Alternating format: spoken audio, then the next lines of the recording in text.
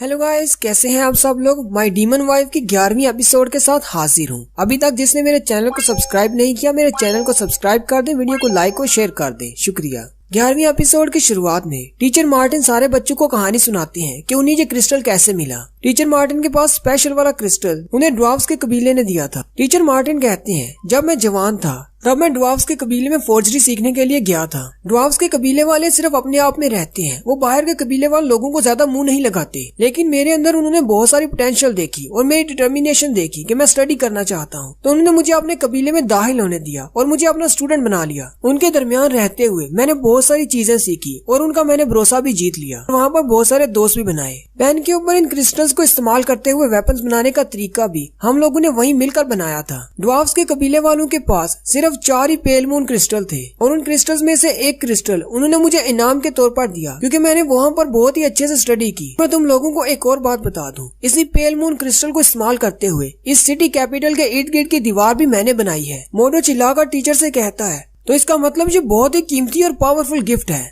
Jiang सोचता है, अगर ये क्रिस्टल इतना ज्यादा पावरफुल है तो इसका मतलब तो ये हुआ कि ड्वार्फ के कबीले वाले डीमन ट्राइब से ज्यादा पावरफुल है। मार्टिन उनसे कहते हैं, ये क्रिस्टल बहुत ज्यादा पावरफुल है, इसकी मैजिकल एनर्जी लिमिटलेस है। तुम इससे कोई भी चीज बना सकते हो बिना किसी मटेरियल के, सिर्फ सोचकर उसे ड्रा करो और वो चीज बन जाएगी। लेकिन इसका एक साइड इफेक्ट भी है, इसको बहुत ज्यादा इस्तेमाल करने की वजह से तुम्हारी बॉडी पर बहुत ज्यादा बुरा असर पड़ेगा। उसी वक्त एक बच्चा हाथ खड़ा करता है और टीचर मार्टिन से कहता है, अगर आपने इतनी बड़ी बड़ी दीवारें बनाई है तो क्या इस क्रिस्टल ने आपकी बॉडी पर भी कोई साइड इफेक्ट किया है। मोडो उनसे कहते हैं, हमारे टीचर ने बहुत बड़ा सैक्रिफाइस दिया है, जरा दीवार की तरफ देखो। दीवार पर लगी हुई तस्वीर की तरफ इशारा करता है। जियांग और सारे बच्चे उस तस्वीर को देखकर कहते हैं, ये तस्वीर वाला शख्स तो बहुत ज्यादा हैंडसम है, इसका ताल्लुक हमारे टीचर के साथ क्या है। मोडो उनसे कहता है, मुझे लगता है शायद तुम मेरी बात समझे नहीं, ये हमारे टीचर की पिक्चर है जो कि 10 साल पहले की है। वो सारे बच्चे ये बात सुनकर बहुत ज्यादा हैरान हो जाते हैं और कहते हैं, पिक्चर वाले शख्स की आईब्रोज के अलावा टीचर मार्टिन इससे जरा भी नहीं मेल खाते।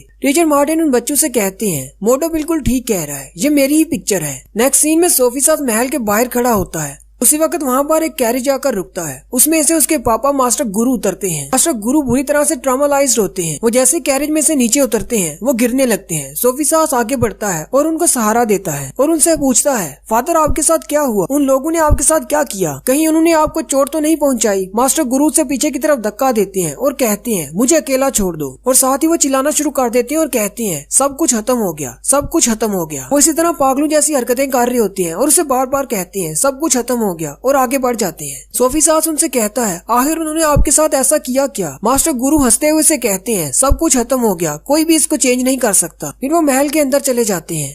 नेक्स्ट सीन तलवारबाजी की क्लास का होता है, जहाँ पर क्वीन के हाथ में एक तलवार होती है और उसने अपनी आंखों पर पट्टी बांधी होती है और वो प्रैक्टिस कर रही होती है। पीछे से उस पर तीर चलाए जाते हैं, वो उन तीरों को ब्लॉक करती है। ड्रोना ये देखकर बहुत ज्यादा खुश हो जाती है और क्वीन से कहती है, तुम तो काफी ज्यादा माहिर हो चुकी हो। डीमन क्वीन सोचती है, मैं इससे पहले बहुत ज्यादा माहिर थी, ये तो इस इंसानी बॉडी की वजह से मेरी मूवमेंट स्लो हो गई है। ड्रोना क्वीन से कहती है, यहाँ से जाने के बाद दोबारा इसकी प्रैक्टिस करना। वहीं पर दूसरे बच्चे बैठे होते हैं, किसी को घुटने पे तीर लगा होता है, किसी की बैक पे लगा होता है। टीचर उससे कहती है, तुम तो इन सब से बहुत ज्यादा बेहतर हो। क्वीन ड्रोना से कहती है, मैं तुम्हारी बात समझ गई, मैं घर जाकर भी प्रैक्टिस करूंगी। स्कूल से छुट्टी के बाद क्वीन वापस अपने हॉस्टल में आ जाती है। वो जैसे ही दरवाजा खोलती है तो वो ये देखकर हैरान हो जाती है क्योंकि अंदर बिकनी पहन के 2 टीचर्स खड़ी होती हैं। एक टीचर द्रोना होती है और एक टीचर वेडली होती है। क्वीन आगे बढ़ती है और उनसे कहती है, तुम दोनों यहाँ पर क्या कर रही हो। लेकिन वो दोनों से कोई जवाब नहीं देती। क्वीन जैसे ही आगे जाकर उनको हाथ लगाती है, वो ये देखकर हैरान हो जाती है कि ये तो सिर्फ पत्थर की मूर्तियाँ हैं। वहीं जियांग पीछे बैठा होता है, उसे कहता है, क्या ये रियल लग रही है। क्वीन उससे पूछती है, तुमने इन स्टोन स्टैचूज को कलर कैसे किया। जियांग उसे कहता है, अगर तुम मिट्टी में कलर मिला दोगे तो उससे जो भी चीज बनाओगे वो कलर बनेगी।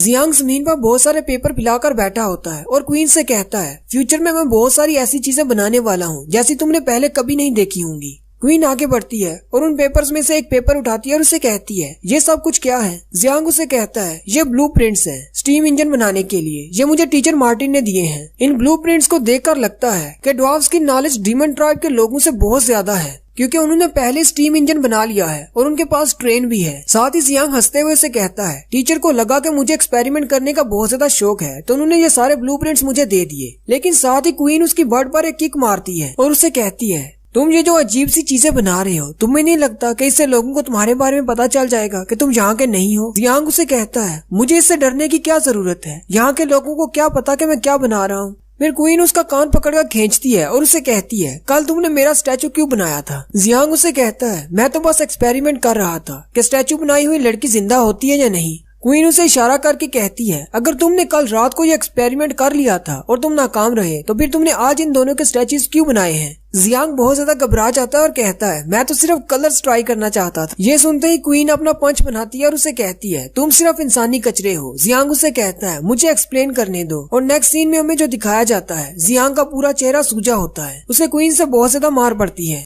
जियांग अपनी साइकिल पर स्कूल की तरफ जा रहा होता है और कहता है, मुझे स्टीम इंजन बनाने का तरीका मिल गया है। अगर मैं इसको थोड़ा सा अल्टर कर दूं तो मैं एक कार भी बना सकता हूँ, और अगर मैं इसी तरह मेहनत करता रहा तो क्या पता एक दिन मैं एक ट्रांसफार्मर कार बना लूं। और साथ ही वो हंसना शुरू कर देता है और कहता है, एक दिन उस डीमन क्वीन को मेरी असल पावर का पता चल जाएगा। वो जैसे स्कूल के करीब पहुंचता है तो सारी क्लास के लड़के बाहर खड़े शोर मचा रहे होते हैं। सारे लड़के मोडो से पूछ रहे होते हैं, अब हमें क्या करना चाहिए? मोडो उनसे कहता है, मुझे नहीं पता। उसी वक्त जियांग भी उनके करीब आ जाता है। जियांग उनसे पूछता है, यहाँ पर क्या हो रहा है? मोडो जियांग को बताता है, टीचर मार्टिन गोल्ड अलॉय केव में चले गए हैं क्रिस्टल लेने के लिए। साथ ही वो उन्हें बैक फ्लैश सीन दिखाता है और कहता है, लास्ट नाइट मैं अपने टीचर के साथ गया था पर्पल ड्रैगन्स के हेडक्वार्टर पर। हम लोग वहाँ पर नए क्रिस्टल्स खरीदने के लिए गए थे, लेकिन हमें नहीं पता था कि क्रिस्टल्स की कीमतें बढ़ गई हैं। कैप्टन ने हमसे कहा कि हमें डबल दाम देने पड़ेंगे। टीचर मार्टिन कैप्टन से कहते हैं, अब इसका क्या मतलब है? हमें ज्यादा पैसे देने पड़ेंगे। तुम जो हमें क्रिस्टल्स की कीमतें बता रहे हो वो पहले वाली कीमतों से 3 गुना ज्यादा है। कैप्टन टीचर मार्टिन से कहते हैं, तुमने बिल्कुल ठीक सुना, हम लोग 3 गुना ज्यादा कीमतें वसूल कर रहे हैं, लेकिन क्योंकि तुम एक टीचर हो इसलिए हम तुमसे सिर्फ 2 गुना ज्यादा कीमत लेंगे। टीचर मार्टिन कैप्टन से कहते हैं, गोल्ड अलॉय क्रिस्टल्स हमारे लिए बहुत ज्यादा जरूरी हैं। अगर तुम लोग कीमतें बढ़ा दोगे तो हमारे जैसे फोर्जर्स इनको कैसे खरीदेंगे और हम लोग कैसे वेपन्स बनाएंगे? कैप्टन उनसे कहते हैं, अब मैं यहाँ का नया कैप्टन हूँ। पहले वाले कैप्टन को गद्दार साबित करके मार दिया गया है और ये वाली कीमतें उसके दौर में थी।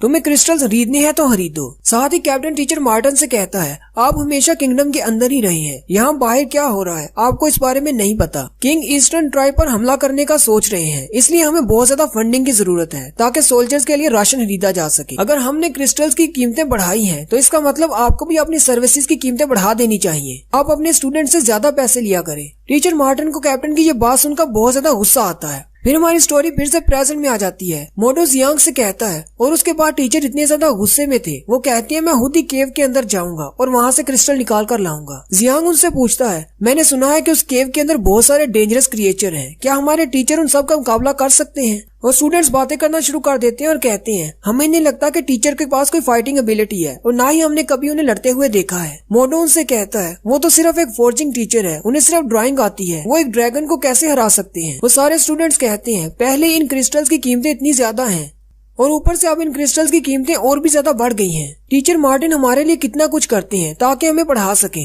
जियांग उनसे कहता है, हमें टीचर मार्टिन को रोकना होगा। मैं अभी जाकर तलवारबाजी की टीचर ड्रोना और दूसरी मैजिक की टीचर एसी को बुलाकर लाता हूँ ताकि वह हमारी मदद कर सके। मोडो उसे कहता है, लेकिन टीचर स्कूल में नहीं है। जियांग उसे कहता है, लेकिन ऐसा क्यों? मोडो उसे बताता है, आज स्कूल के सारे टीचर किंग से मिलने के लिए महल गए हुए हैं क्योंकि बहुत जल्दी हंटिंग सीजन शुरू होने वाला है। हंटिंग के लिए टीचर्स को नए रूल्स बताए जाएंगे जो कि हमारे किंग बताएंगे। जियांग उसे कहता है कि ये सब कुछ आज ही होना था। मोडो उसे कहता है, अब तो ऐसा ही है। फिर जियांग उसे कहता है, अच्छा ठीक है, मुझे जाकर सोफी सास को ढूंढना होगा, वो हमारी मदद करेगा। मोडो उसे कहता है कि वो भी नहीं मिलेंगे क्योंकि हंटिंग की तैयारी करने के लिए व्हाइट ड्रैगन यूनिट को ही लगाया जाता है, इसलिए वो बहुत ज्यादा बिजी होंगे।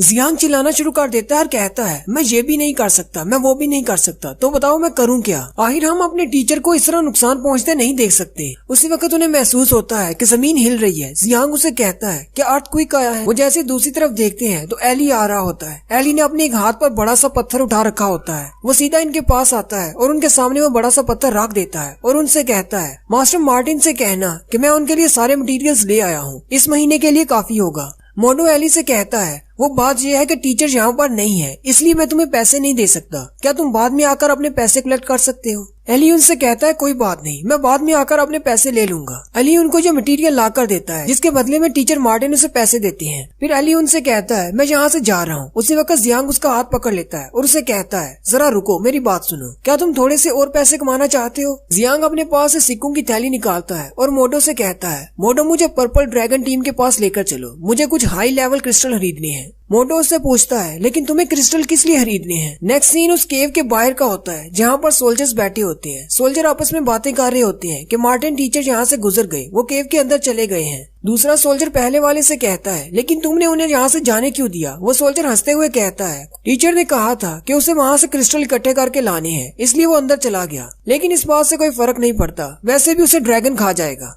पहले वाला सोल्जर उसे कहता है, लेकिन वो स्कूल का टीचर है, अगर उसने ड्रैगन को हरा दिया और क्रिस्टल्स ले आया तो। दूसरा सोल्जर उसे हंसते हुए कहता है, अगर वो उस ड्रैगन को हरा देता है और क्रिस्टल्स ले आता है तो उसे यहीं से गुजरना है, हम लोग उससे क्रिस्टल छीन लेंगे। उसी वक्त उन्हें सामने से किसी मशीन के चलने की आवाज आती है। एक सोल्जर उन्हें कहता है, सामने की तरफ देखो, वहाँ से क्या आ रहा है। वो तीनों सोल्जर ये देखकर बहुत ज्यादा हैरान हो जाते हैं क्योंकि सामने से एक कार आ रही होती है। एक सोल्जर कहता है, ये किस किस्म का मॉन्स्टर है जो सीधा हमारी तरफ आ रहा है। वो गाड़ी सीधी आती है और उनके बैरियर को तोड़ते हुए सीधी केव की तरफ आगे चली जाती है। वो तीनों सोल्जर्स बहुत ज्यादा घबरा जाते हैं और कहते हैं, हमारे कैपिटल के अंदर एक मॉन्स्टर कैसे दाखिल हो गया, हमें जल्दी से जाकर अपने लीडर को बताना होगा। और यहीं पर हमारी 11वीं एपिसोड का एंड होता है।